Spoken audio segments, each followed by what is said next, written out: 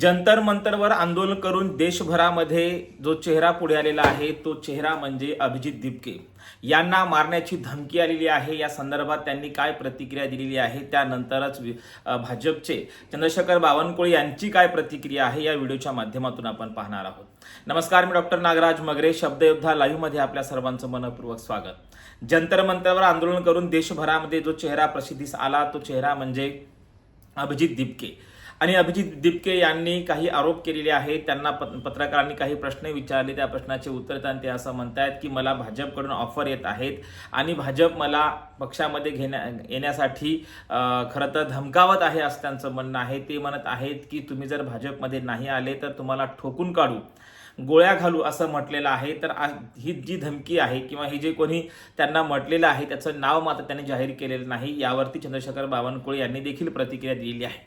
अभिजित दिपके यांना भाजपने नेमकी काय धमकी दिली, त्यांना कोणी फोन केला होता का, त्यांना पक्षामध्ये येण्याची ऑफर कोणी दिली, नाही आलास तर गोळ्या घालू किंवा ठोकून काढू, त्यासोबतच काहीतरी करून टाकू असं म्हटलेलं आहे। नेमकं असं का म्हटलंय आणि हे जर खरं असेल तर अभिजित दिपके हे त्या व्यक्तीचं किंवा जिथून त्यांना धमकी आली त्याचा पुरावा ते का देत नाही, ते का नाव जाहीर करत नाही, हा देखील प्रश्न पडलेला आहे।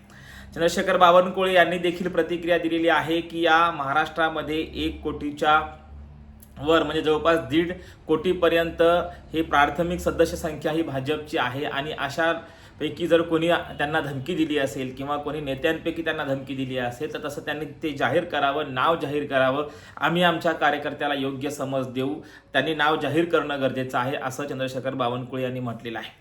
यावरून आपल्याला सांगता येते की बावनकुळे यांची ही प्रतिक्रिया जी आहे ती अत्यंत महत्त्वाची आहे आणि जर अभिजित दिपके यांना खरंच धमकीचे फोन आले असतील, त्यांच्यावर दबाव आला असेल तर त्यांनी असं स्पष्ट मीडियासमोर का सांगितले नाही त्या व्यक्तीचं नाव किंवा त्यांनी संबंधित जिथून त्यांना फोन आलेला असेल किंवा त्यांना जी धमकी आलेली आहे त्या धमकी देणाऱ्याचं त्यांनी कुठलाही प्रकारे उल्लेख केलेला नाही, फक्त धमकी आली एवढं म्हटलेलं आहे।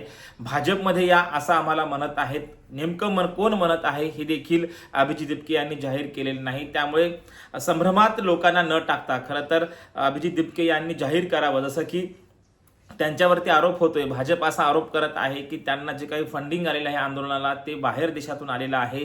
जर बाहेर देशातून फंडिंग आलेलं भाजपला माहीत आहे तर भाजपने तसं जाहीर करावं की त्यांना कोणत्या देशानं फंडिंग दिलं, त्यांना नेमकं फंडिंग दिलं तरी कोणी, हे गृह मंत्रालयाने तपासावं आणि ते जनतेसमोर आणावं आणि अभिजित दिपकेने देखील जनतेसमोर आणावं की त्यांना नेमकी धमकी कोणी दिली होती आणि त्यांना गोळ्या कोण घालतो म्हणालं होतं, काहीतरी करून टाकू, ठोकून काढू, नेमकं त्यांना कोण म्हणालं। जर भाजपमध्ये नाही आलं तर त्याचीही नावं त्यांनी जाहीर करावी आणि गृह मंत्रालयाने देखील जनतेला संभ्रमात, दोन्ही नेत्यांनी, गृहमंत्र्यांनी देखील आणि अभिजित दिपके यांनी देखील जनतेला संभ्रमात न टाकता खऱ्या अर्थानं त्यांनी जाहीर केलं पाहिजे की त्यांना नेमका कोणाचा कॉल आला होता किंवा यांना कसं माहीत आहे की जंतर मंतरच्या आंदोलनासाठी बाहेरून फंडिंग आलं होतं। दोन्ही पार्ट्यांनी खरं तर ते जाहीर केलं पाहिजे की नेमकं सत्य काय आहे। जनतेला झुलवत ठेवू नका, जनतेला गोंधळात टाकू नका, त्यांना संभ्रमात टाकू नका। अभिजित दिपकेनेही नाव जाहीर करावं आणि भाजपनेही जाहीर करावं की त्यांना नेमकं फंडिंग कुठून आलं होतं। धन्यवाद।